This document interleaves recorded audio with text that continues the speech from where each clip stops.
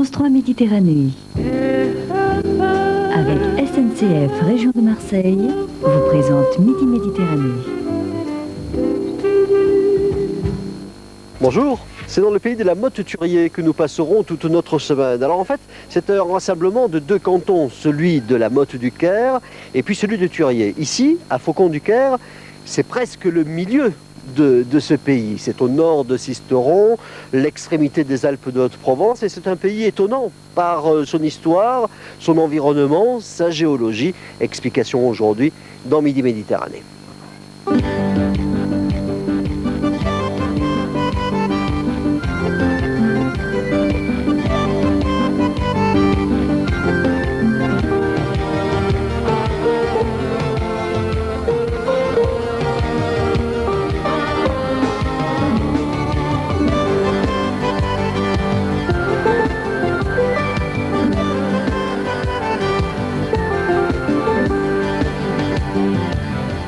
Et pour parler de ce pays et de son histoire, notre premier invité, c'est Lucien Most, qui en compagnie de son épouse, Maryse Most, a écrit, collectionné, réalisé, j'allais dire, ces deux ouvrages sur la vie du pays de la Motte-Thurier. Vous êtes au départ collectionneur de cartes postales et vous vous êtes fait prendre au piège de l'histoire. Oui, tout à fait. Il y a 30 ans que nous collectionnons les cartes postales anciennes, et puis un jour, nous nous sommes dit « Oh, c'est vraiment ridicule de garder ces cartes postales dans des albums qui ne sont connus que de quelques camarades collectionneurs et il faudrait porter tout cela à la connaissance du grand public, hein, ne serait-ce que c'est parce que c'est une tranche d'histoire du pays. Pensez à votre micro aussi, voilà. De ces cartes postales, nous allons les feuilleter tout au long de cette émission pour mieux comprendre l'histoire, pour mieux comprendre la géologie. Nous avons demandé à Lucien Barbarou de venir nous rejoindre, professeur à l'Université de Provence, géologue de l'environnement. C'est quoi ça ? Un géologue de l'environnement, c'est un géologue généraliste et un géologue qui va s'intéresser au rapport entre la géologie et l'homme, c'est-à-dire à travers des problèmes tels que des glissements de terrain, tels que de l'usage de l'eau ou de l'usage du sous-sol. Voilà. L'influence de l'environnement sur l'homme, l'influence de l'environnement aussi sur le pays, ce pays dont on fait le tour maintenant avec Christian Péchy.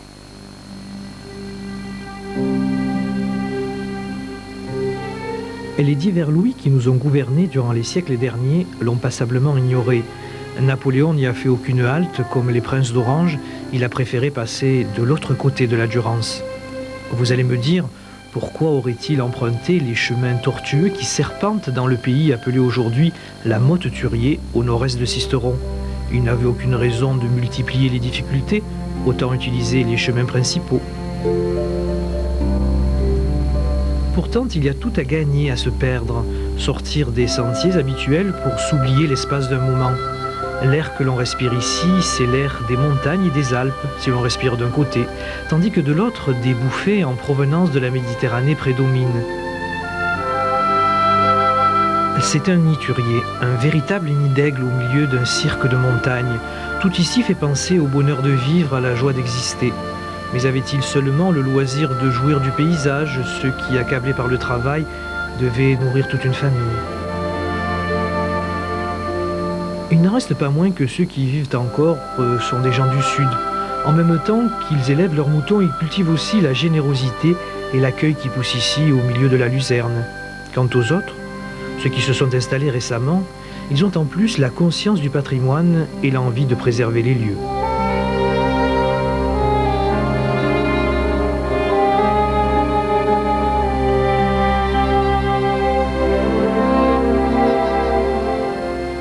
Une entité à part entière, ce pays de la Motte-Thurier. Alors justement, Lucien Most, est-ce que historiquement cette entité se justifie? Oui, elle se justifie parce que le pays était un petit peu enclavé par le cours de la Durance et puis par les montagnes de l'autre côté. Et lorsque la Révolution a fait les limites administratives, eh bien, il a fait les limites dans lesquelles les gens pouvaient se déplacer relativement facilement. Est-ce qu'il y a toujours eu des relations entre Thurier là-haut et la Motte-du-Caire plus bas? On s'ignorait un peu. Je pense que entre les deux parties, entre ces deux bassins, de part et d'autre du col de Sarro, il y avait peut-être un petit peu ignorance parce que au XIXe siècle en particulier, les communications où les gens allaient de village en village. Ils allaient peu de canton en canton, sinon pour aller aux foires importantes. Mais je pense que les gens de la Motte avaient peu de rapport avec les gens de Turier. Alors qu'au sein du canton de Turier, par exemple, les gens de Piégut et de Venterolles qui ignorent totalement au nord, actuellement Turier, parce qu'ils sont tournés vers la Durance et vers Gap actuellement, étaient obligés au XIXe siècle et au début de ce siècle de venir en permanence au chef-lieu de canton. Lucien Barbaroux, même question, est-ce que géologiquement l'entité se justifie ? Géologiquement, c'est un pays de contraste, c'est un pays de contact et c'est un pays de diversité. Alors l'unité, elle peut être dans le découpage, je dirais, des formes morphologiques, à savoir, on en a un petit peu parlé, donc là, cette grande vallée de la Durance, mais aussi le fait que le système de Turier, c'est un système alpin et l'avant-pays de la Motte, c'est un système provençal. Donc on a là un peu les Alpes qui viennent, je dirais, presque sur le dos de la Provence, quoi, qui viennent au contact. Voilà. Influence importante, surtout au Moyen-Âge, et on en voit encore des traces, ce sont les églises, influence donc religieuse. Nous sommes au bout du monde. Les spécialistes diraient que nous sommes dans une extrémité territoriale bien attestée au Moyen-Âge. La partie nord à l'époque était sous le contrôle du diocèse d'Embrun, le sud sous celui de Gap. Le Dauphiné était proche.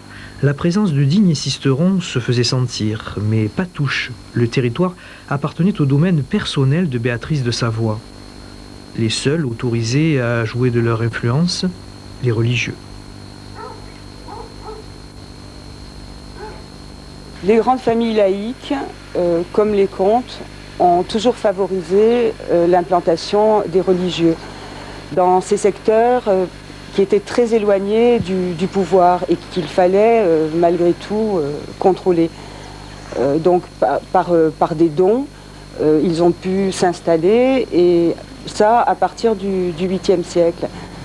D'ailleurs, au cours du Moyen-Âge, on peut recenser une dizaine de maisons religieuses dans cette région, que ce soit l'abbaye de Saint-Victor de Marseille, présente à Gigord ou à Turier, ou les hospitaliers de Saint-Jean de Jérusalem, présents à Nibles, à Clamençane, ou enfin d'autres maisons religieuses. Enfin, je ne vais pas toutes les citer, mais il y en avait une dizaine. L'église de Bayon, qui est actuellement l'église paroissiale, au Moyen-Âge, était une priorale qui dépendait de l'abbaye lyonnaise de l'Île-Barbe. Cette église, elle a la particularité de bien représenter le mouvement architectural religieux du XIIIe siècle dans les Alpes du Sud. On la compare d'ailleurs très souvent à la cathédrale de Digne Notre-Dame-du-Bourg ou à l'église de Seine, qui sont assez proches de cette région. Son style associe à la fois les formes romanes et les lignes assez élancées du gothique. Restent de cette époque quelques vestiges, mais surtout des noms de lieux comme Châteaufort, qui attestent, si nécessaire, l'obligation de se protéger et de surveiller du plus haut qu'il soit la venue de futurs assaillants. Lucien Barbaroux, est-ce qu'on peut dire que c'est un pays de frontières, ce pays de la Motte-Turier ? Absolument, oui, c'est exact. Nous avons une double frontière géologique. D'abord, plus près de nous, c'est la frontière de l'avancée des glaciers alpins. Donc on a là la limite, disons, de glaciation extrême, atteinte par les masses glaciaires. On pourrait s'imaginer d'ailleurs en arrivant vers Sisteron déjà, voir en arrière de la citadelle, eh bien, dominer la masse grise du glacier. On peut le reconstituer par la pensée. Voilà donc une première frontière géologique. Une deuxième frontière plus ancienne, c'est la frontière, justement, on en a parlé un peu au début, entre le pays alpin et le pays provençal. C'est-à-dire que là, nous avons l'avancée, la fermeture de l'océan alpin qui va constituer les Alpes, avec la poussée de la plaque africaine qui tape sur la plaque européenne et qui continue à pousser d'ailleurs, c'est toujours vivant. Et ça bouge encore. Et ça bouge encore. Et ça se surélève de l'ordre du millimètre par siècle du côté de Guillestre là-bas. C'est pas grand-chose, mais quand même, ça fait pas mal, ça compte. Et donc on a quelque chose de vivant. Et là on a les Alpes au contact de la Provence. Alors on a les terres noires qui pourraient symboliser l'océan alpin profond, si vous voulez, un peu glauque. Et la Provence se matérialiserait par les calcaires blancs tels qu'on les voit à Rochecline, un petit peu plus rayonnante cette Provence-là. Voilà, déjà ensoleillée. Voilà, mais la frontière, c'est pour tout l'environnement en fait. Hein. Exactement. C'est-à-dire que justement la nature de ces roches si différentes, mêlées à la fois par les glaciers, mais mêlées aussi par l'édification de la chaîne alpine, va se retrouver dans ces mélanges à travers les mélanges de la flore. C'est-à-dire que là on a des mélanges de flore alpine, on a des mélanges de flore méditerranéenne. C'est-à-dire, pour schématiser, d'un côté on va passer de la pinède à la hêtrée. Et on va passer de ces éboulis massifs qui sont protégés et très, très soignés dans les Alpes parce que très riches d'une flore et d'une faune importante. Du domaine des genêts au domaine du saxifrage ou de l'Edelweiss. Et il paraît même qu'il y a une frontière avec les criquets. Absolument. Nous avons également au niveau de la flore des mélanges et au niveau de la faune aussi. Donc on a ici un contact qui est suivi depuis une dizaine d'années déjà au moins par des collègues de Est Anglia qui viennent donc d'Angleterre étudier la question, entre ces criquets alpins on pourrait dire et les criquets provençaux qui sont en train là de faire contact, de se mélanger un peu pour donner peut-être quelque chose de nouveau qu'on étudie. Oui, c'est ça. Voilà. Lucien Mosse, est-ce que c'est un pays à l'écart ici, à l'écart des grands axes de circulation? Oui. Oui, il a été tenu à l'écart des grands axes de circulation qui ont été construits à la fin du siècle dernier. Eh bien, vous regardez, il n'y a pas de voie ferrée dans les cantons qui nous intéressent, il n'y a pas de grande nationale, puisque tout a pris le chemin de la vallée de la Durance. Mais ça n'a pas toujours été comme ça. Paradoxalement, on peut presque dire qu'à la fin du siècle dernier, il y avait plus de passages dans la contrée qu'il n'y en a actuellement. Par exemple, tous les charretiers qui allaient de Marseille à Briançon et retour passaient par ici parce que le chemin était beaucoup plus court que le chemin de la vallée de la Durance et il était quelquefois moins dangereux. Nous avons dans le coin le grand relais de Nibles qui était certes un relais pour la poste mais qui était surtout le grand relais des charretiers. Et il y avait en permanence 10, 20 charretiers avec leur chargement qui étaient là au relais, à l'auberge. Et alors bien sûr, Lucien Mosse, il y avait aussi tout ce langage des charretiers. Ah, on ne va pas en parler, mais on va parler tout de même d'un curé avec Eliane Tourté, qui sera notre pique-pèbre tout au long de cette semaine. Un curé de juste à côté, là, du Caire, qui avait un certain langage. In Côte des Maïs, il y a un paccio país, mais comme se dit, piccio país et grand renom. Alors, voudrais vous parler d'un cura qui era au Caire, le village en bas de Faucon, au moment de la Révolution. Cet abbé Roland était originaire de Gap et il a écrit un dictionnaire. Son dictionnaire s'appelle le dictionnaire des expressions vicieuses et des fautes de prononciation les plus communes. Alors ce n'est pas du tout ce que vous croyez. Son idée, Anakeukura Roland, era de levar de la bouche des gens toutes les fautes, les dettes de prononciation. La majorité des gens à l'époque parlaient occitan, era sa langue naturelle. Et souvent, en français, il traduisait, ce qui fait que le résultat n'était pas très heureux. Son dictionnaire a eu beaucoup de succès parce qu'il a été commandé par le préfet des Hautes-Alpes et donc un peu distribué d'impertout. L'oufagué à ce dictionnaire pour les jeunes personnes de l'un et l'autre sexe, les instituteurs et institutrices et toutes les classes de la société. Perché faut dire que cura Roland era député d'Autière et des États généraux. Il était député du tiers-État. Connaissait bien la langue d'oc, il n'y a pas quelqu'un qui era contre la langue. Mais il pensait que la Révolution avait donné à la France un poids, une mesure et surtout une loi, et que bien entendu on devrait se doter d'une seule langue. Ce qu'il n'avait pas compris, c'est que l'homme est que quelqu'un qui est bilingue, qui parle occitan et français, est plus riche qu'une autre. Le mot du jour sera capellan. Non point le poisson, prisé par les gens de la côte, mais le capellan, le responsable de la capelle. Si vous préférez le cura, le prêtre, le reitor, devenu le ritou en Languedoc.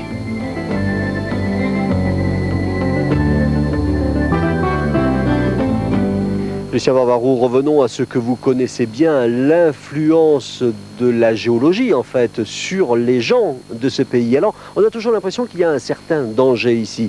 Illusion seulement ? Mais pas tout à fait, parce que, bon, il ne faut rien exagérer non plus quand même. Hein. Je veux dire, c'est pas un pays où... On part pas en courant, quoi, on reste encore. Hein. Au contraire. Mais il est certain que, bon, le climat est très variable, très rude. Bon, il y a quand même, disons, des périodes de pluie intense et puis des périodes de sécheresse. Bon, les fameux glissements de terrain comme celui de Bayon. Voilà, des problèmes de risques naturels qui sont engendrés par le fait qu'on est dans une zone jeune, au point de vue formation de chaînes de montagne, et donc qui est en vie, en perpétuelle évolution. Donc glissement de terrain, tel que celui qui est resté dans les mémoires et qui a marqué d'ailleurs le village de Bayon, pas loin d'ici, au mois de juillet 1492. On en parle encore, 1492, on en parle encore. C'est ça, et on dit, bon, il y a avant et il y a après. Puis il y a la zone sismique aussi. Hein. Alors, il y a également, une zone sismique active. C'est-à-dire que là, nous sommes pas loin du tracé qui est diffus. Hein. Bon, il y a des branches différentes, mais de cette grande cassure qui part de la région d'Aix, qui remonte la vallée de la Durance aux alentours de Manosque, qui s'enfonce en fait après dans la vallée du Venson, qui passe entre Barle et Turier, et donc on a une petite ramification ici dans le pays de la Motte-Turier, qui est cette cassure entre le col des Sagnes et Bréziers.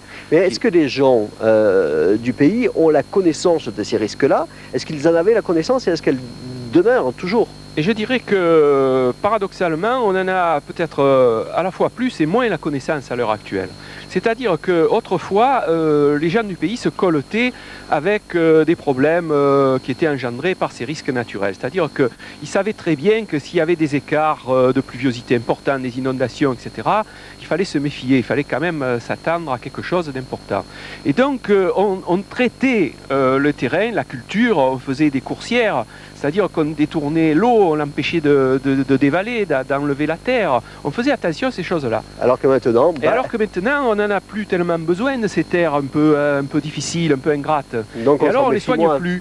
Et finalement, ça se répercute effectivement sur des choses auxquelles finalement on ne pense plus et qui vous arrivent. Oh, alors, l'aménagement de la Durance, c'est pareil. On s'est sécurisé. On a dit, bon, la Durance, maintenant, c'est un fléau qui est dompté. Eh bien, il faut quand même, pas complètement, on l'a vu encore il n'y a pas très longtemps, il faut se méfier parce que... Et alors, on a peut-être un peu trop confiance, à l'inverse, à l'heure actuelle, dans les techniques. Alors, lui, si on va lui demander, il doit sûrement savoir, c'est Émile Dusseuil. Mais là, il ne faut pas que ça vienne là, prendre au bout. Hein. Ouais. Mais ça, je l'arrête, c'est moi. Ouais, je mets les ficelles, alors je la règle. Tu le régleras. Tu les as pas mis tes ficelles, Émile, t'as juste que c'est... Il y en a là, des ficelles là. Oui, oui, je vais les chercher. Bon, bien que là... On sent qu'ils sont graissés parce que... Ça serait, on n'a pas eu la peine. Ouais, mais bon. J'étais allé à la Combe, alors. Et je passe dans une ferme, alors que le monsieur, il semait du chanvre, il le filait et il faisait des cordes pour lui, pour mon voisin, s'il en avait besoin, quoi. Alors je lui ai demandé, j'ai dit, il s'appelait Placide. Placide, tu pourrais me faire une corde? Il me dit oui. Et il est allé chercher son matériel comme j'ai là, quoi. Il a tout mis en place et il m'a fait une corde. Et de là, moi, j'ai tout mis en tête et c'était au printemps, ça. Alors j'ai coupé le manivelle, le chariot, enfin tout ce qu'il fallait, quoi. Et à l'automne, les premiers jours d'octobre, j'ai fait la première corde. Là, ça fait 50 ans. Alors, pour donner simplement les éléments, comment est-ce que ça se fait une corde? Expliquez-nous en 2 mots. Là, vous le voyez comment on va faire. Oui. Vous allez le voir. On va le voir. Oui. Et non. Oui, on verra bien. Avec Émile, c'est comme ça. Faut pas insister. Pourquoi expliquer avant de voir? Comme s'il fallait tout expliquer. Regardez et puis vous comprendrez bien. Vous n'avez qu'à faire comme lui. Il l'a pas inventé, lui, le système. Il l'a copié sur les autres. Tout dans la tête. Voilà.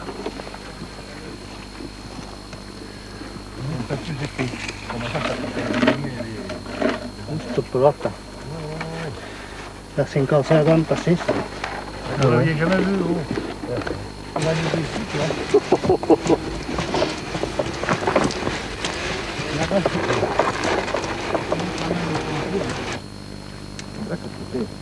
Là, ça part en route. Tourne le chemin. On va se chevaucher un peu dessus, là. On se croise.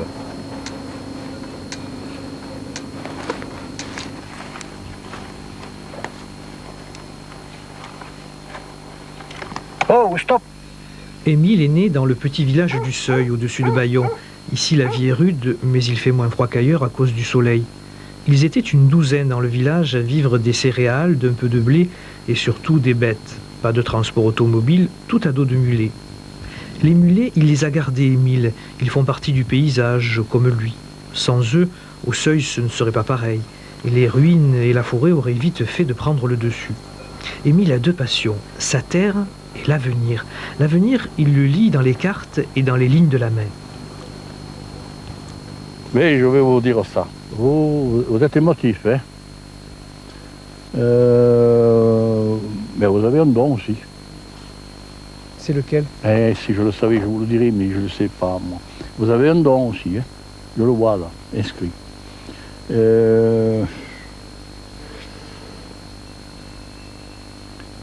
Oh, ça ne marche pas toujours tout rond chez vous, hein.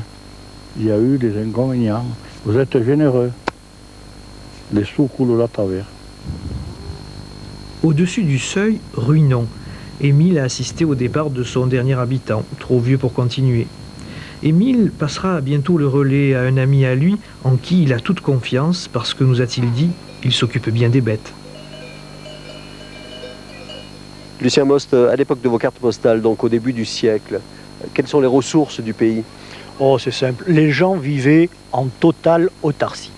Tout ce qui pouvait être fabriqué dans les villages, qui pouvait pousser dans les villages, était fait localement. Il y avait les céréales pour le pain et pour les bêtes, il y avait quelques moutons pour avoir de la laine pour filer, il y avait du chanvre qui servait à faire les draps. Ça veut dire aussi qu'il faut s'aider les uns les autres, hein. Voilà, et il y a par exemple un des tout premiers syndicats d'agriculture en France a été créé à la Motte du Caire en 1889. Lucien Barbaroux, est-ce qu'on reste protégé, à l'écart pour l'avenir? Eh bien, je pense que paradoxalement, il y a une possibilité d'ouverture pour l'avenir qui est beaucoup plus importante que ce qu'elle a jamais été. C'est-à-dire qu'à l'heure actuelle, avec les mises en réseau, la télématique, il y a tout un espace nouveau qui se crée. Bon, il y a aussi une demande de développement d'activités touristiques, je dirais d'un tourisme intelligent, sans surcharge. Là, il y a des richesses naturelles considérables. Et alors, il faut faire attention de ne pas tuer la poule aux œufs d'or avec une surcharge. Et il y a aussi un choix qu'il faut faire, c'est-à-dire entre pénaliser par des activités éventuellement extractives lourdes cette région, puisqu'il y a des projets en cours actuellement, et il faut faire très attention. Car un trou de carrière, ça peut cacher ensuite quelque chose qui le remplit, qui est peut-être pas très bon. Alors attention, mais de cela, on en parlera vers la fin de la semaine. Tout de suite, nous parlons jeu avec Sophie Debat.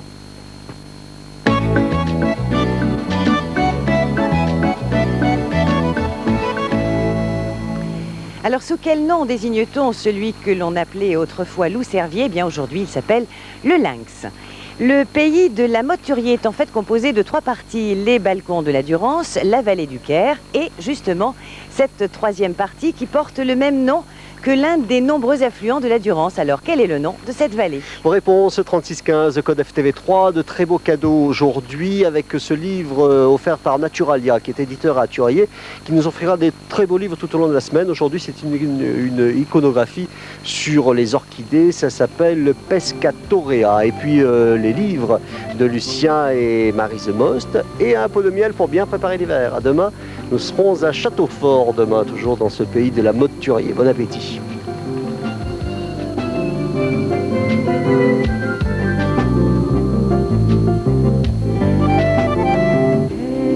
France 3 Méditerranée.